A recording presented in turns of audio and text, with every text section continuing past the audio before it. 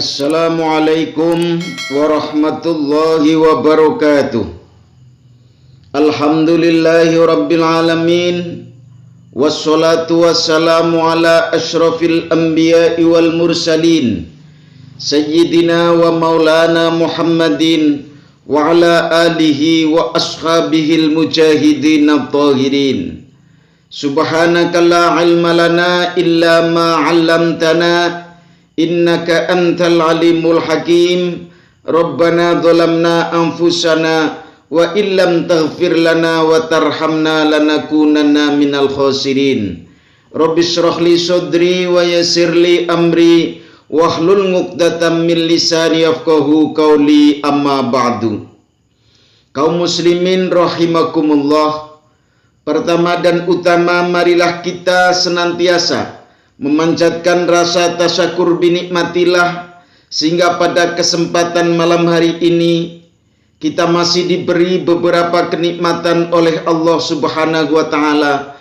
Salah satu kenikmatan kita bisa memberikan tausiah walaupun lewat studio Pondok Pesantren Al-Hidayah Desa Karanggedang, Kecamatan Karanganyar, Kabupaten Purbalingga, karena situasi dan kondisi di bangsa kita sedang dilanda wabah COVID-19 atau COVID-19 yang mudah-mudahan kita berdoa, ya Allah, mudah-mudahan yang namanya wabah penyakit virus corona mudah-mudahan cepat diangkat dari bumi pertiwi Indonesia, dan mudah-mudahan kita semua dilindungi dari Allah untuk dijauhkan dari wabah penyakit tersebut.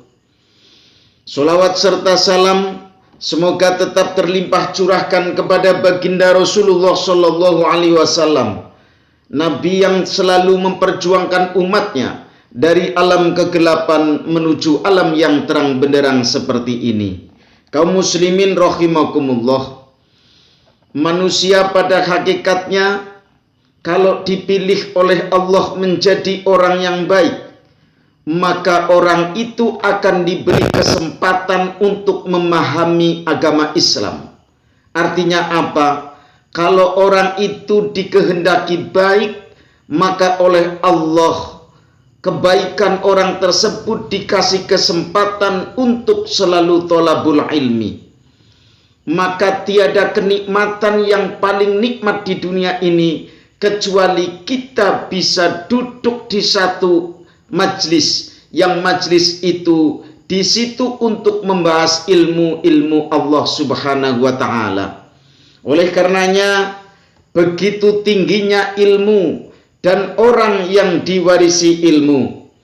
Karena itu di dalam hadis dikatakan, "Ngan Muawiyah 'anin Nabi sallallahu alaihi wasallam qala may yuridillahu bihi khairan yufaqihu fid din."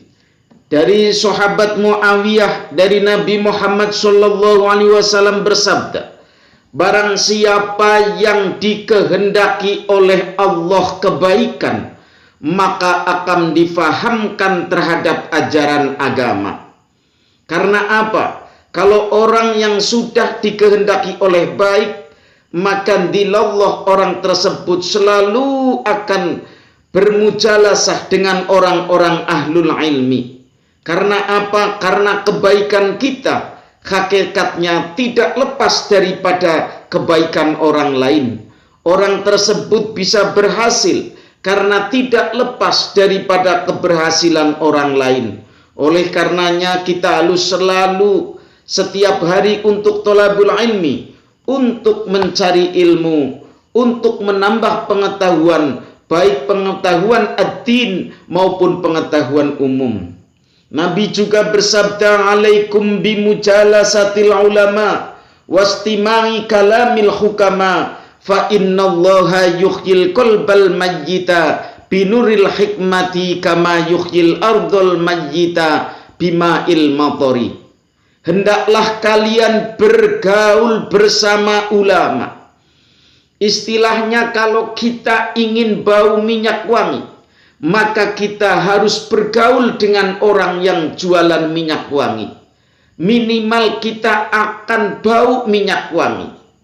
Karena di samping kita akan mendapat barokahnya para alim ulama, juga kita akan mendapatkan warisannya ilmunya para alim ulama.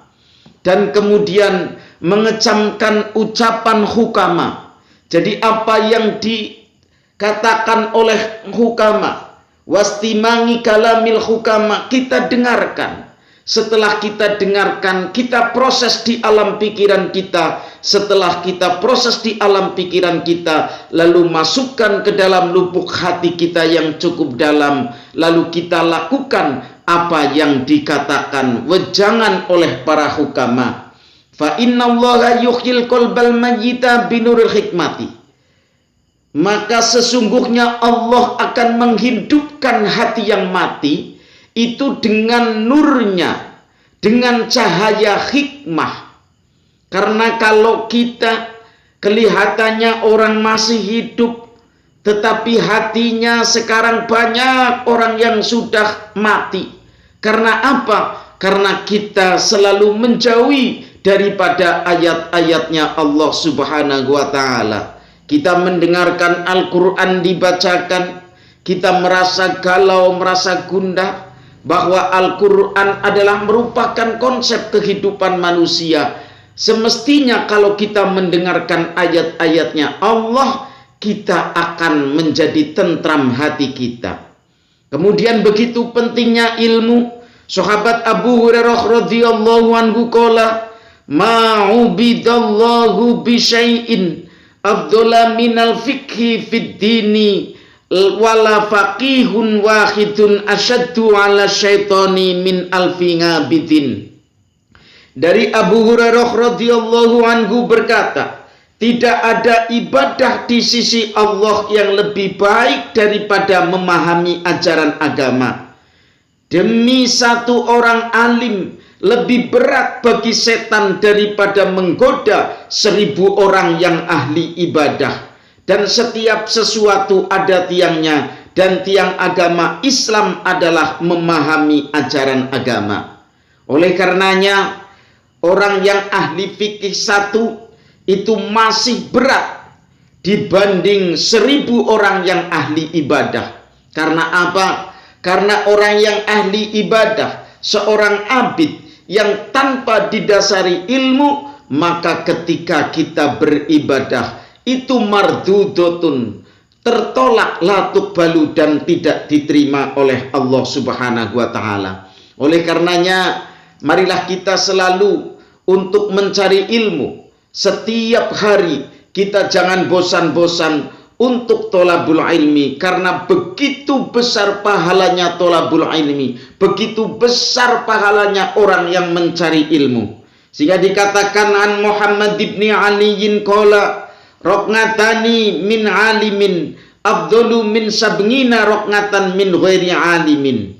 Dari Muhammad bin Ali berkata, sholat 2 rakaat yang dilakukan oleh seorang alim lebih afdal daripada 70 rakaat yang dilakukan oleh orang yang bodoh. Mengapa? Karena orang yang bodoh di dalam beribadah itu tanpa didasari ilmu, sehingga tidak tahu mana syarat rukunya, mana hal-hal yang membatalkan ibadah. Sehingga tetapi kalau orang yang alim, orang yang belajar ilmu, itu dari mulai kita mengerjakan syarat rukunya ibadah, itu sudah didasari dengan ilmu.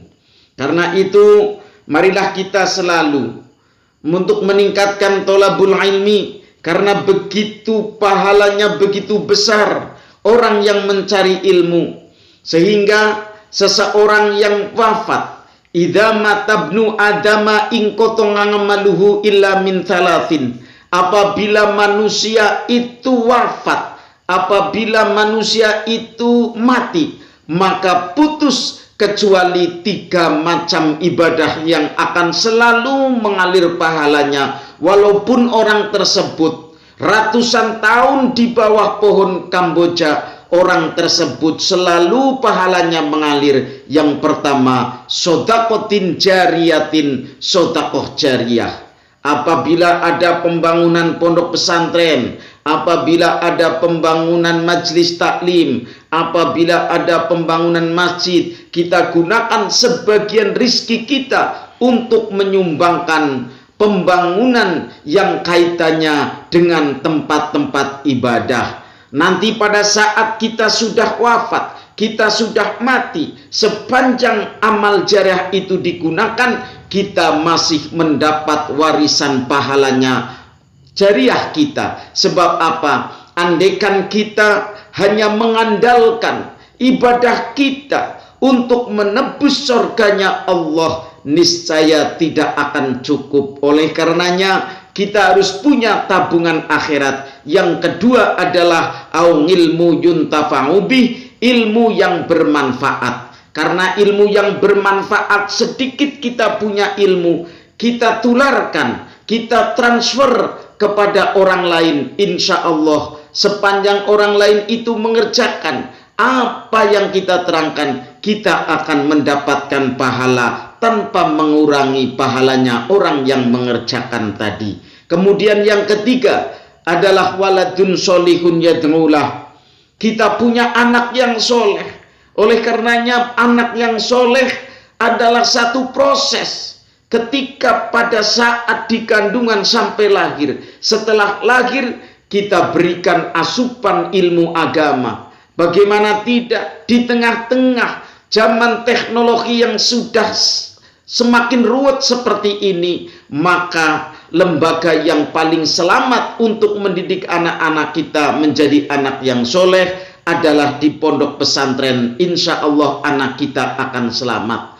Sebab walaupun Kanjeng Nabi telah menjamin bahwa al-islamu ya'lu wala yu'la alaih, Islam itu luhur, Islam itu jaya, Islam itu tidak akan terkalahkan. Tetapi Rasul tidak akan menjamin Islam akan langgeng terus di bangsa yang kita cintai. Tergantung anak-anak kita. Apakah anak-anak kita masih mau mempelajari agama Islam? Oleh karenanya orang-orang dahulu ketika kepada anaknya yang ditanyakan mata putuna mimbati, nah apa yang kamu sembah setelah aku tiada? Inilah pertanyaan orang-orang dulu ketika mau wafat kepada anak-anaknya, berwasiat, apa yang engkau sembah nak? Masihkah setelah saya tiada? Masihkah kamu menyembah Allah? Tetapi orang tua di zaman sekarang yang ditanyakan bukan mata buduna mimbati, tapi mata kuluna mimbati. Nah, apa yang kamu makan setelah aku tiada? Oleh karenanya, marilah pentingnya ilmu ini, kita jangan sampai-sampai bosan untuk selalu mempelajari ilmu agama. Mudah-mudahan ada manfaatnya. Terima kasih atas perhatiannya. Mohon maaf atas kesalahannya. Sampai jumpa pada acara dan gelombang yang sama. Usikum wa nafsi bitaqwallah wal afu minkum. Wassalamualaikum warahmatullahi wabarakatuh.